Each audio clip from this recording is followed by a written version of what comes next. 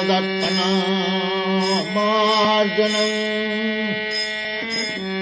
भवमहादावाग्निर्वापनम् श्रेयकैरवचन्द्रिका वितरणम् विद्यावधूजीवनम्। हरे कृष्ण। जंगल में कोई आग लगाने नहीं जाता, खुद ब खुद आग लग जाती है। गर्मी के दिनों में जब बहुत तेज़ हवाएं चलती हैं तो सूखे पेड़ आपस में रगड़ते हैं और उनकी रगड़ से चिंगारी उत्पन्न होती है और सूखे पत्ते आग पकड़ लेते हैं और पूरा जंगल जलने लग जाता है। और जंगल की आग को एक आध बाल्टी पानी से नहीं बुझाया जा सकता, वहाँ तो फायर ब्रिगेड भी काम नहीं करती।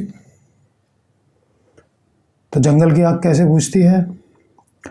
जब भगवान की कृपा से बादल प्रकट होते हैं, घने घने बादल जब घनघोर वर्षा लगातार करते हैं, तब जाकर के कहीं जंगल की आग बुझती है।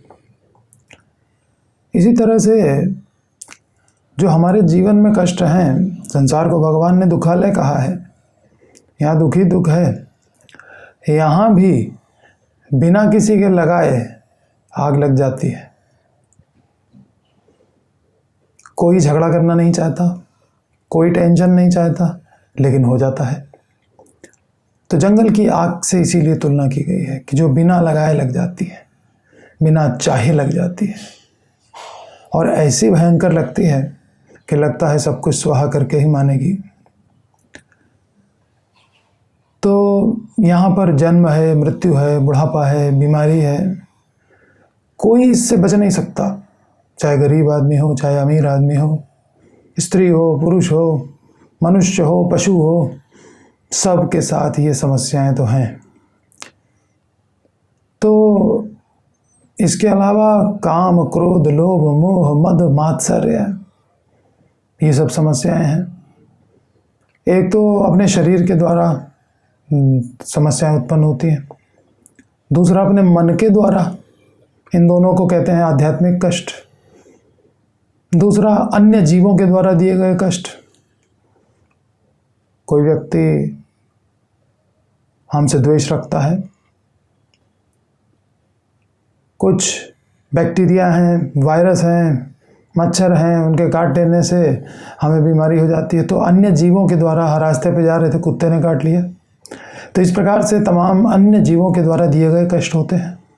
उसी प्रकार से एक तीसरे प्रकार का भी कष्ट है जो दैवी कष्ट कहलाता है। यहाँ प्रकृति के द्वारा दिया गया कष्ट, जैसे बाढ़ है, भूकंप है, सूखा है, अतिवृष्टि, अनावृष्टि इत्यादि, महामारी। तो ये सारे कष्ट जो हैं मनुष्य को झेलने ही पड़ते हैं। मनुष्य को क्या, प्रत्येक जीव को झेलने पड़ते हैं। तो ये दावानल कैसे बुझेगा? तो जैसे जंगल की आग बुझती है लगातार घनघोर वर्षा से, उसी प्रकार से ये संसार की आग बुझेगी लगातार शुद्ध भक्तों के सत्संग में, भगवान की कथा के श्रवण से, भगवान के नाम के कीर्तन से। लगातार करना होगा। एक हफ्ता आए, भागवत कथा सुनी, चैतन्य लीला सुनी और उसके बाद अब थोड़ा आराम कर लें, बहुत दिन कथा सुन ली। नहीं, ऐसे ही आग बुझने वाली नहीं है। निरंतर सत्संग चाहिए, निरंतर हरि नाम जप चाहिए, निरंतर कीर्तन चाहिए, तभी ये आग बुझेगी। अनादिकाल से लगी हुई आग है, कोई एक दो दिन की लगी हुई आग नहीं है। तो हम क्या कर सकते हैं? हम अपने आप को निरंतर सत्संग में रखें। संडे आए और क्लास सुनी और उसके बाद 6 दिन तक जो मर्जी आई वो करते रहे, उसका रिवीजन तक नहीं किया, तो ऐसे तो ये आग बुझने वाली नहीं है।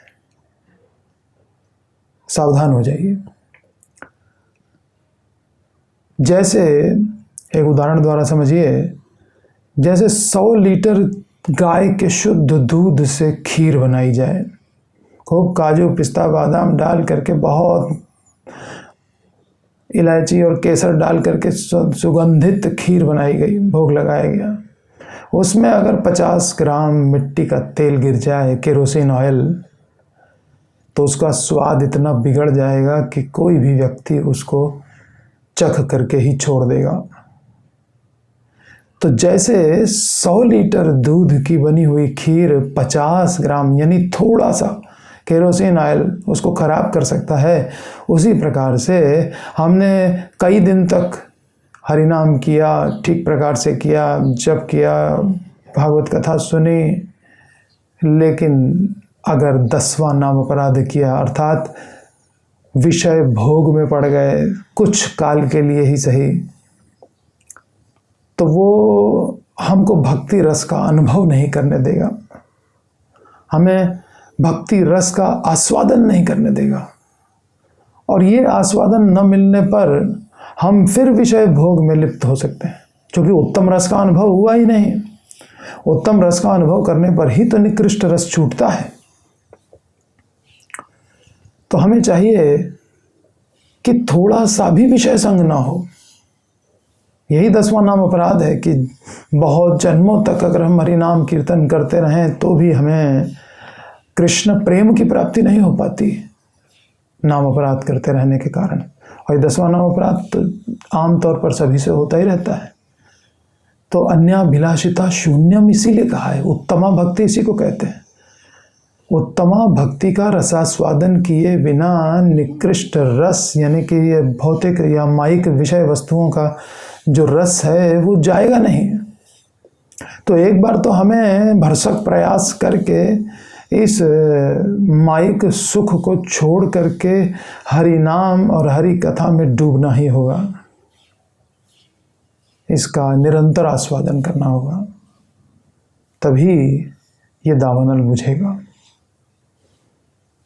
तो शुद्ध सत्संग में विषय भोगों से दूर रहते हुए निरंतर शुद्ध हरिनाम कीर्तन, शुद्ध भक्तों का संग, उसमें भगवान की वीर्यवती कथा का श्रवण, यह करते करते हमें भक्ति रस का आस्वादन होगा और ये जो माइक रस है ये छूट जाएगा, संसार दावानल बुझ जाएगा। जय श्रीला प्रभुपाद। हरे कृष्णा। निताई गौरंग जय निताई गौरंग, निताई गौरंग जय निताई गौरंग, निताई गौरंग जय निताई गौरंग, निताई गौरंग जय निताई गौरंग।